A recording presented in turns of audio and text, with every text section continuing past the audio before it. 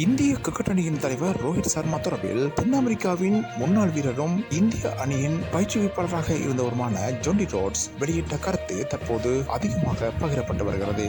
ரோஹித் சர்மாவை பொறுத்தவரையில் அவர் சச்சின் டெண்டுல்கர் மற்றும் விராட் கோலி போன்று அதிகமாக பயிற்சிகளை எடுத்துக்கொள்ள மாட்டார் என்று அவர் குறிப்பிட்டிருக்கிறார். குறிப்பாக ரோஹித் சர்மா கடுமையான பயிற்சிகளில் ஈடுபடும் ஒரு விளையாட்டு வீரர் இல்லை என்றும் தொழில்நுட்ப ரீதியாக அவர் விளையாட்டுகளில் ஈடுபடுவதில்லை என்றும் ஜோண்டி ரோட்ஸ் குறிப்பிட்டிருக்கிறார். எனினும் கூட இவ்வாறான வழக்கங்களை உள்ள ஒருவர் எவ்வாறு இதுவரை காலமும் கிரிக்கெட்டில் நிலைத்திருக்கிறார் என்பது அதிசயமாகவே இருப்பதாகவும் ஜோண்டி ரோட்ஸ் குறிப்பிட்டிருக்கிறார். குறிப்பாக கிரிக்கெட் விளையாடும் போது அவர் கால்களை உரிய முறையில் பயன்படுத்தாமை காரணமாக பல முறை ஆட்டமிழந்திருக்கிறார் என்றாலும் கூட இன்று வரை அவர் அந்த பழக்கத்தை மாற்றிக்கொள்ளவில்லை. என்றாலும் கூட ரோஹித் சர்மாவை பொறுத்தவரையில் மனதளவில் அவருக்கு இருக்க தைரியமே இதுவரை அவரை கிரிக்கெட்டில் நிலைக்க செய்திருக்கிறது என்று ஜோண்டி ரோட்ஸ் குறிப்பிட்டிருக்கிறார். ஏனைய வீரர்களைப் போல கடுமையான பயிற்சியோ அல்லது உடற்பயிற்சியோ ரோஹித் சர்மா செய்வதில்லை என்றும் ஜோண்டி ரோட்ஸ் குறிப்பிட்டிருக்கிறார்.